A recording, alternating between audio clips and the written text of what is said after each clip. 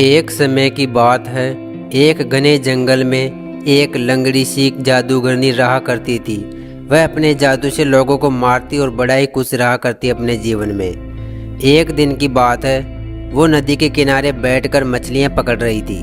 तभी उसे नदी में नहाती हुई एक चुड़ैल दिखाई देती है। उस चुड़ैल को देखकर वो बहुत ही खुश हो जाती है और मन ही मन हंसने लगती है। उसको वो पकड़ लेती है अपनी जाल में। तभी वो चुड़ैल बोलती है कि मुझे छोड़ दो, मैंने तुम्हारा क्या बिगाड़ा है, मैं तो अच्छी तरीके से वहाँ पर नहा रही थी, मैंने तो तुम्हारा कुछ बिगाड़ा भी नहीं है। वो बोलती है कि चुपचाप मेरे साथ चल, अब तू मेरा हर काम करेगी जो मैं कहूँगी। ये बोलकर वो जादूगर उस चुड़ैल को अपनी गुफा में ले जाती है और अपने जादू से उसको अपने पूरी तरह से अपने वश में कर लेती है और बोलती है कि अब से तेरे को मेरे लिए रोज़ शिकार ढूंढ के लाना पड़ेगा। और वो ऐसा बोलकर वो उसको एक औरत के रूप में बना देती है और उसे अपने जादुई आम पकड़ा देती है कि तुम एक काम करना, अब से कल गांव में जाना और मेरे ये जादुई आम लोगों को बेच कर आना, ये तुम्हारा काम है। लड़की आम की टोकरी लेकर गांव की तरफ निकल जाती है और गांव के चौपाल पे जाके बोलती है, कच्चे आम ले लो, बढ़िया स्वादिष्ट कच्चे आम ले लो, कोई तो आओ कच्चे आम ले लो। इतना बोलते ही वहाँ पर एक लड़की आ जाती है। वो बोलती है कि तुम मुझे थोड़े से कच्चे आम दे दो, वैसे भी मुझे आज बहुत ही अच्छा अचार बनाना है। ये बोलकर वो कच्चे आम ले लेती है और कच्चे आम को लेकर अपने घर पर आ जाती है। घर पर आकर वो उनको काटने लगती है और अचार तैयार करने लगती है। धीरे धीरे वो काट रही थी, थोड़ी देर में उसका पति वहाँ पर आ जाता है। अरे वाह, आज तो कच्चे आम का अचार बन रहा है, बहुत ही स्वादिष्ट है, मेरा तो फेवरेट भी है ये, मुझे तो ये बहुत ही अच्छा लगता है। ये बोलकर वो एक कच्चे आम का टुकड़ा उठाकर अपने मुंह में रख लेता है और उसे धीरे धीरे चबाने लगता है। थोड़ी ही देर में अगले ही पल वो एक बड़े आम के रूप में परिवर्तित हो गया। उसे देखकर वो लड़की बोलती कि अरे बाप रे, ये क्या हो गया, मेरे पति तो एक बड़े आम के रूप में परिवर्तित हो गए, अब मैं क्या करूं, हे भगवान, ये क्या बला आ गई हमारे घर में। ऐसा बोलकर वो अपने पड़ोसी के घर में जाती है कि वहाँ से कोई मदद मिल जाएगी शायद। वहाँ जाती है तो पड़ोसी के दोनों बच्चे रो रहे थे।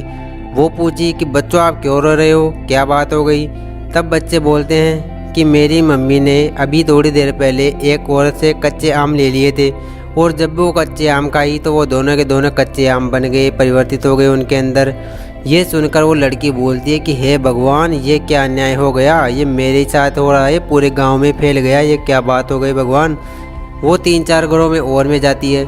सबके सब लोग कच्चे आम बने हुए थे, सभी दुखी थे, काफ़ी रो रहे थे, बहुत ही बुरा माहौल हो गया था।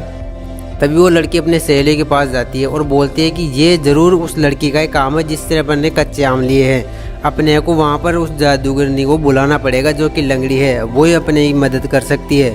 इनकी बात करते ही वहाँ पर वो जादूगरनी उस औरत के साथ वहाँ पर आ जाती है और वो तुमने बहुत अच्छा काम किया, जो मेरे आम सारे के सारे बेच दिए, अब जो सभी के लोग आम बन गए हैं, चलो उनको उठाओ और मेरे घर पे ले गए चलो।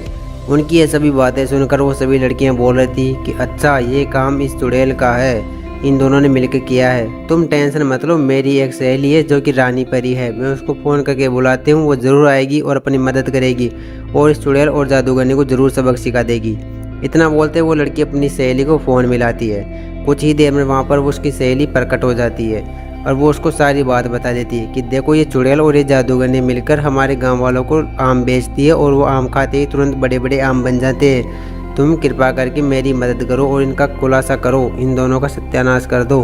तभी वो बोलते हैं कि तुम कुछ नहीं बिगाड़ पाओगे मेरा, तुम ये लड़की मेरे बस में है, इसका पूरा अधिकार मेरे ऊपर है, तुम कुछ भी नहीं कर सकते हो। इस लड़की को बोलती है कि तुम जाओ और उसको मार कर आओ। वो लड़की उठती हुई उसके पास जाती है, जैसे ही वो उसके हाथ लगाती है लेकिन मार नहीं पाती है और जैसे ही वो रानी परी तुरंत शक्ति देती है तो वो लड़की वापस से चुड़ैल बन जाती है, अपने वास्तविक स्वरूप में आ जाती है। उसके स्वरूप में आते ही वो बोलती है चुड़ैल कि मैंने कुछ नहीं किया, सारा किया धरा इसका है, इसने मेरे को अपनी शक्तियों से अपने वश में कर लिया था, तो मेरी इसमें कोई गलती नहीं है, मैंने अपनी वजह से कुछ भी नहीं किया, मैंने तो सब कुछ काम इसके कहने पर किया है।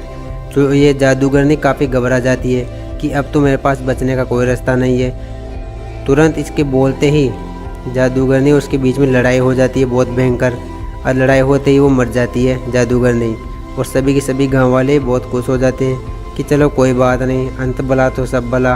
और जो भी लोग आम खाए थे और जो आम बन गए थे वो सभी के सभी उस जादूगरनी के मरते ही वापस आम से हटकर वापस इंसानी जीवन में आ गए। सभी लोग काफ़ी खुश थे। की तरफ और तालियां बजा रहे थे।